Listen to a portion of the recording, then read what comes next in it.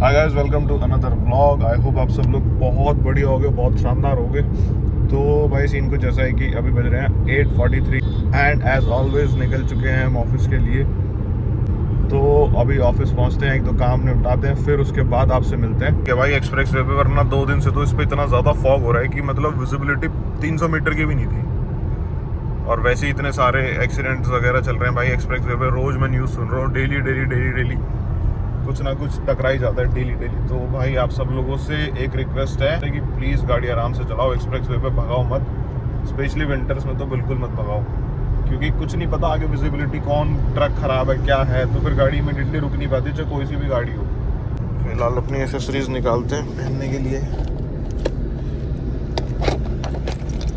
ये अपनी घड़ी 8:45, इसके बिना मैं कहीं नहीं चलता भाई। और ये अपना लॉकेट नज़र से बचाने के लिए। आज आप लोगों से एक मजे की चीज़ शेयर करता हूँ। अब आपका ना नोएडा, ग्रेटर नोएडा, इवन नोएडा की पूरी सिटी में कहीं चलान नहीं हो सकता। उसका रीज़न मैं बताता हूँ। अब ना मैप्स के अंदर यहाँ लाइव स्पीड लिमिट का ऑप्शन आने लग गया। मतलब जैसे इसमें यहाँ शो हो रहा है ना मैप्स में 100, तो मतलब मैं एक्सप्रेस वे पे चल रहा हूँ, उसकी स्पीड लिमिट है 100 की। और इवन मैं कहीं भी नोएडा में इंटर सिटी में भी अगर कहीं गाड़ी चला रहा हूँ तो भी आपको स्पीड लिमिट उसमें मैप में शो होती रहेगी। क्योंकि कई बार क्या होता है, हमारा रोड पे ध्यान नहीं जाता स्पीड लिमिट पे कि हाँ कितनी स्पीड लिमिट है। और ये चीज़ आपको रोड पे चलते टाइम वॉर्न भी करेगी। अगर आप इसको क्रॉस कर जाओगे स्पीड लिमिट को, तो ये आपको बार बार यहाँ पे वॉर्न करेगा कि आप ओवर स्पीडिंग कर रहे हो। अब उससे क्या होगा कि सिर्फ आप चालान से ही नहीं बचोगे, आप बाकी एक्सीडेंट से भी बचोगे। कि मोस्टली लोग क्या करते हैं, इन सब साइंस को ना अवॉइड कर देते हैं रोड पे, कि भाई स्पीड लिमिट देख के भी नहीं उसको फॉलो कर रहे हैं, भगा रहे हैं। अब एक्सप्रेस वे पे क्या हो रहा है, रोज न्यूज़ आ रही है विंटर्स में गाड़ियाँ इतनी ठुक रही हैं आपस में, इतने एक्सीडेंट्स हो रहे हैं। गाइस पहुंच गए हैं फाइनली, यू हैव अराइव्ड। और जब मैं फर्स्ट डे आया था ना यहाँ पर, तो मैं गाड़ी ना नीचे लेके नहीं आ रहा था इस बेसमेंट में ना, क्योंकि इसकी हाइट बहुत छोटी है।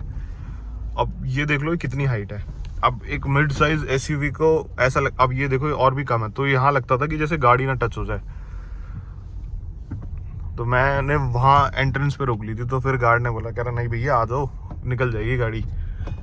फिर देखा यहाँ पे मतलब इस सेगमेंट में फॉर्च्यूनर वगैरह नहीं खड़ी हो पाती क्योंकि हाइट कम है। बाकी गाड़ी खड़ी हो जाती है जो उससे थोड़ी कम हाइट की है, जैसे अपनी बीस्ट हो गई। तो अभी यहाँ करते हैं पार्क इसको। पहुँच गया भाई, जल्दी से थोड़ा परफ्यूम लगा लेते हैं।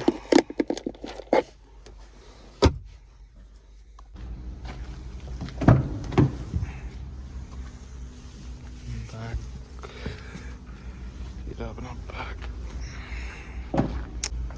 इसे कर देते हैं लॉक। अब हाइट देखना अब कितनी कम है। मुझे मतलब ऐसे सर झुका के चलना पड़ता है, हाइट इतनी कम है, क्योंकि मेरी हाइट पूरी 6 फीट है।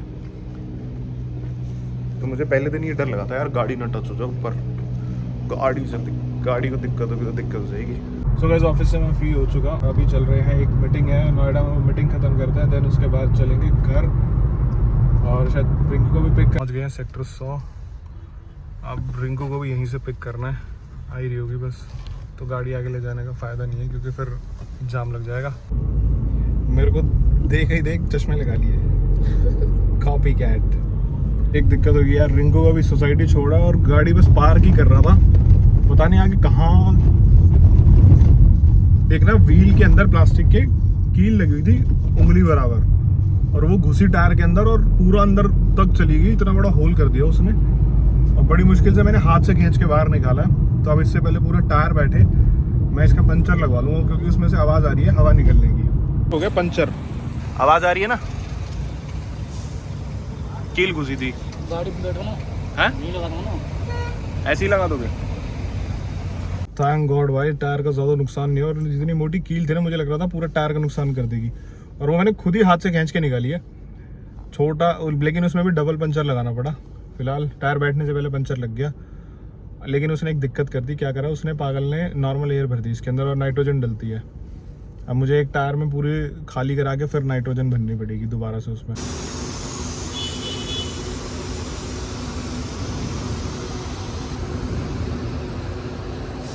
सारे टायरों की बाकी सब टायरों में तो हवा ठीक है। आइए तो भाई मुझे लगा साथ साथ पेट्रोल भी डलवा लें, क्योंकि सुबह क्या होता है ना, इस पेट्रोल पंप पे पूरे पे रश होता है। तो फिलहाल अभी टैंक फुल करा रहे हैं। अभी भी जाम लगा पड़ा है, देखो हर जगह। Let's go.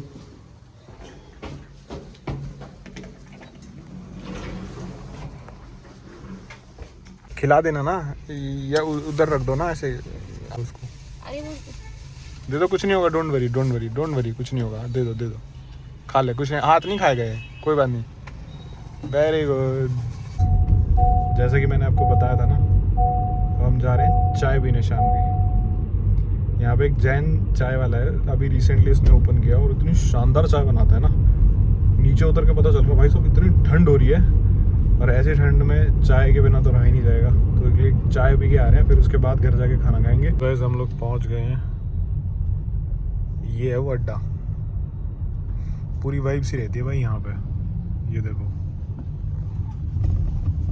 यहीं पर है जैन चाट वाला, ये रहा, यहाँ लगाते हैं अपनी गाड़ी। आ चुका है अपना इवनिंग स्नैक्स, पीनट चाट और भेलपूरी। इतनी ज़बरदस्त वाइब आ रही है ना ठंड में बाहर बैठ के खाने में, और सब भाई। अपनी चाय भी आ चुकी है।